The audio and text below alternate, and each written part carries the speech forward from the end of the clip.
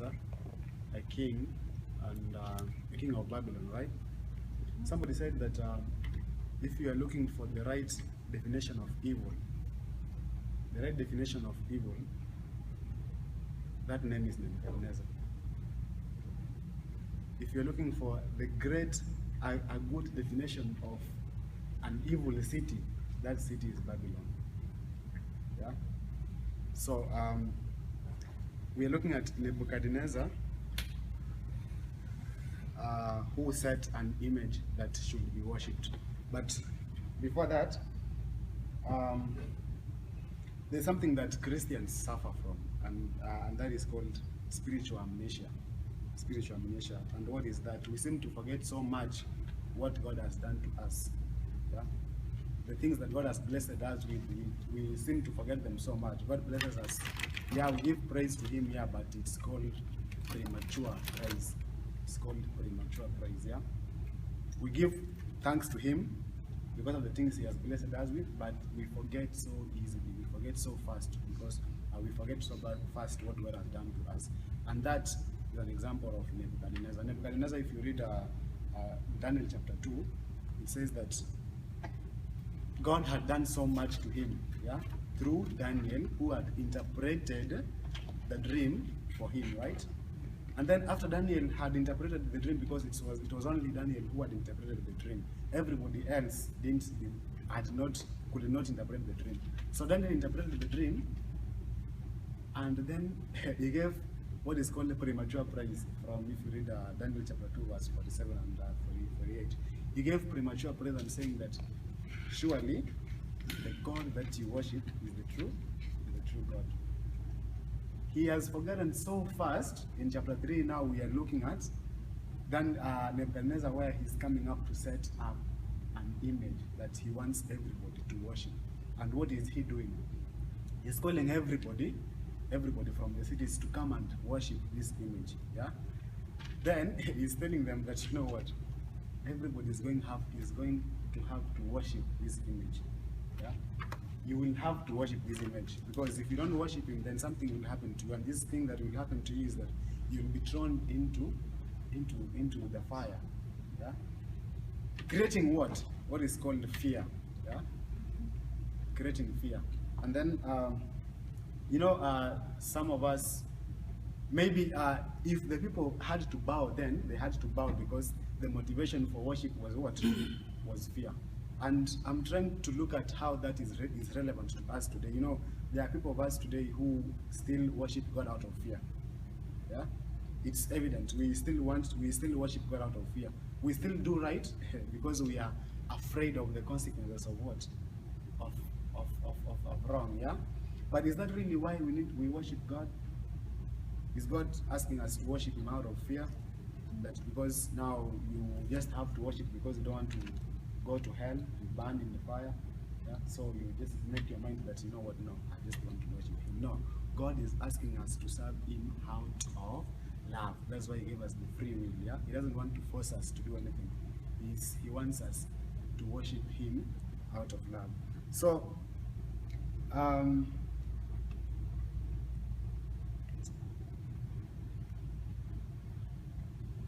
their motivation was what?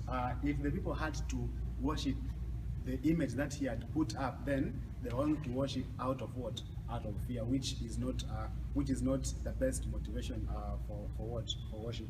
So, and again, you know, most of the people who had come to worship the image are people who Nebuchadnezzar had given jobs. You know, like he had done so much to them. Yeah. And he was the only thing, yeah. He was the only thing that made sense, because if you read from verse 2, it says that he had looked for the wise men, right? All the wise men, all the strong men, all the youths of that time were worshiping him. He had castrated all of them, so they had nothing of their own, yeah. So the king, every word that the king said, that was what they had to do. So they were worshiping him because they didn't want to lose their jobs, maybe because the king had given them their job. And so what happened? The music of compromise played. The music of compromise played, because he had told them that when you hear that music, you do what? You bow down and worship. Worship. So,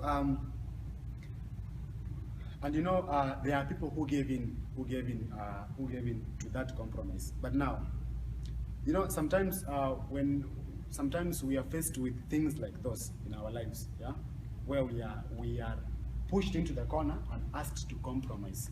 But guess what? Anytime we compromise, then we are like denying ourselves an opportunity to make God known.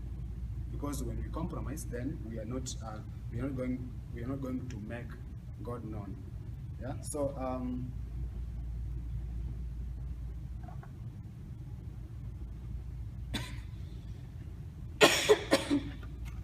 so the music of compromise played, and everybody bowed down because of the fear that they thought they had. So they didn't want to lose their jobs, and so because the king had appointed them to this specific job, so they had to worship because they didn't want to lose their jobs. But what happened to the three Hebrew boys? The three didn't bow because they were not there because of the king.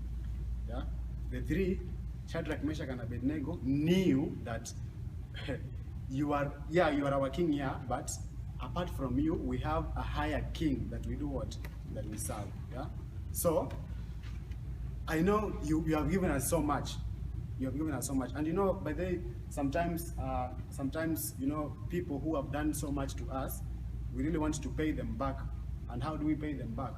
By maybe sometimes they ask us to do favors for them, yeah? And you just have to do that favor because this guy has helped you so much, yeah?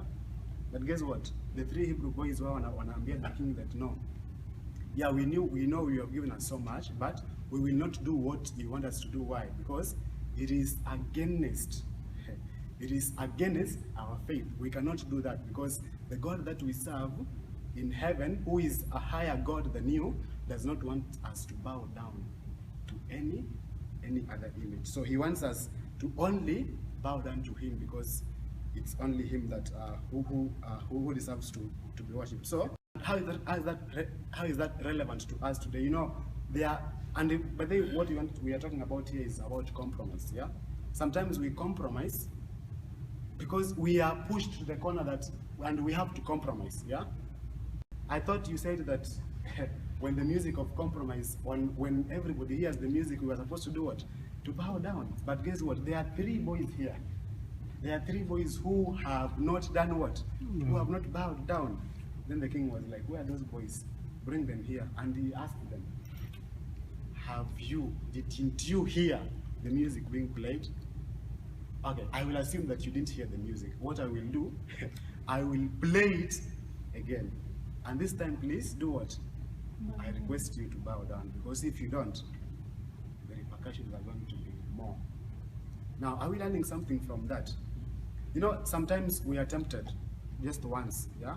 But you know how many times these temptations are going to come over and over again? Sometimes the devil tempts us over and over again. Why? Because he wants us to give in. He's giving the Hebrew boys another opportunity to do what? To bow down. When will we know that the moment you declare yourself a Christian, you are waging war against the devil? And when is this war going to end? The moment he has succeeded into pulling you to his side, that is the only time it will end. That means if you are still a Christian, if you made your mind to be a Christian every day of your life, you're going to be tempted every day of your life. Every day of your life. And the devil wants you to do what? To give in. So he's giving them another opportunity. But because the Hebrew boys are standing on the word, because they don't want to do anything that offends their father, they told the king, stop wasting your time. You are wasting your time. That's what, if you read other versions, it's really true. You are wasting your time, because if whatever you do, we want you to know that what? We will not worship those gods. And they said something very important that I want us to learn today. The God, we want you to know that the God we serve is able to do what? To save us from that fire. The God we serve is able to save us from that fire. What they said next is even more important. But if not, even if the God we serve will not save us from that fire, we will not bow down. Don't you take? It takes more faith to say that. It takes so much faith to say that. That, you know, I was sharing this with the friends of mine, and you know, every time we are tempted, and this is evident even from the temptation of Jesus Christ.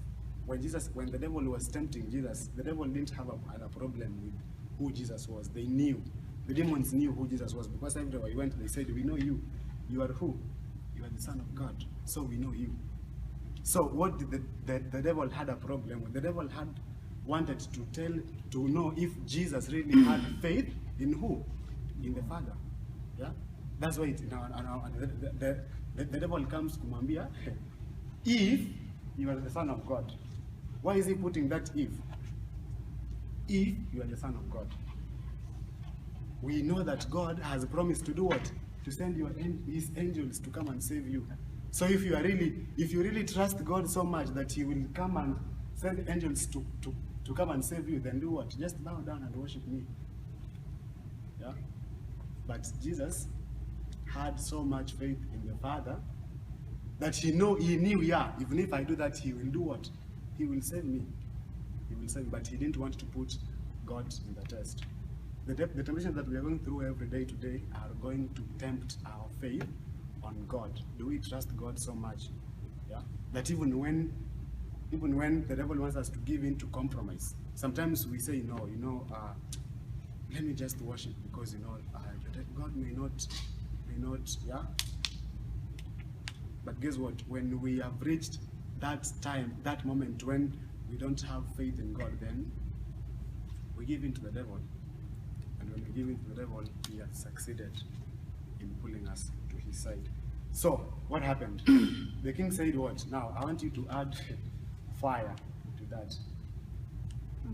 I want you to add it how many times? 7 times. 7 times. To make it more hotter than it is right now. So, when the devil wants us to compromise, he will push us even to the corner, farther to the corner, to make us lose what? Lose hope. But did adding the fire 7 times make the Hebrew boys afraid even anymore? No, they still trust in God that whatever you do, we know that our God will do what? Will save us from that fire. They had so much faith in the Lord that the God we serve will save us from that fire. But they said what? Even if he doesn't save us from that fire, we will not bow down. We will not bow down. That takes so much faith. That takes so much faith. So I'm asking myself, how did these boys reach that extent? Mpaka wanasema even if God does not save us from that fire, then we will bow. And I think it's because maybe they had an experience with God. Already they have had an experience with God. They understand who God is. They know that when God says this, then he means it. When God says that I will save you, then he does what? He means it. So what happens to them? They are thrown into the fire. They are thrown into the fire. What happens? They burnt, right? No. They burnt, right? No. Now, there's something that we want to get out of there. You know, the fire was so hot that the people who threw them in, wow, They died. they all died, right? Mm-hmm. But the people who were thrown in did what? They survived. Now, the king, you know, I'm trying to visualize how the king really behaved. And Asamaje, wait a minute, I thought we threw in how many boys? 3 men. Yeah? Now there are 4. And guess what? The 4th one looks like? An angel. Looks like the Son of God. Now, Yeah, of the gods, right?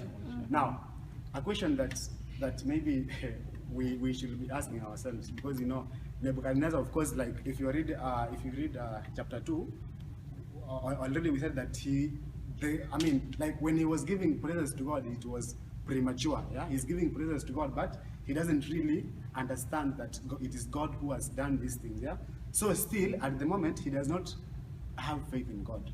He's like a pagan. So I don't know what has come into him that now he's saying, no, we threw in 3, but now there are 4. And the 4th one looks like who? The Son of God. Are we learning something? that sometimes when we don't give in to compromise, just by giving in to compromise, yeah, we are drawing people closer to Christ. Just by that. Just by that. Preaching does not, I like a friend of mine, I was sharing with a friend of mine, and he was telling me that, you know what, you don't have to stand before people and preach. Yeah? You can still stand for Christ just by not giving in to compromise. Just that, just by not giving in to compromise, and guess what? You're preaching the word. I was listening to someone about Paul and Silas. You know, Paul and Silas were thrown into what? Into prison. They say they were put into prison. But when they were put into prison, they didn't want to throw fists against God, asking him that, God, I thought you were with us. I thought you wanted us to go preach the word, yeah? But even in the prison, they are doing what? Giving praise to God. Even in their troubles, they are giving praise to God. And guess what happened after that? The watchman who was there, I want to concentrate on the watchman who was there. The watchman said, because you know, after he woke up, he was sleeping. So when he woke up, he thought the people had escaped, right? But when he looked, he still found them there. Then he asked, why have you not escaped? You know, it's like, to him it didn't make sense. He just thought that if the lights are open and the doors are open, then the prisoner have escaped. So he wanted to kill himself because he thought that he will lose his job. But Paul says, no, wait, we are still here. Yeah? If you read that story, there's a time the watchman is asking them that, what must I do to do what? To be saved. Now, a question you may ask yourself, you know, Paul and Silas had not done any Bible study with the watchman. They had not given him a lesson to read. They didn't even give them Bibles to read. Yeah?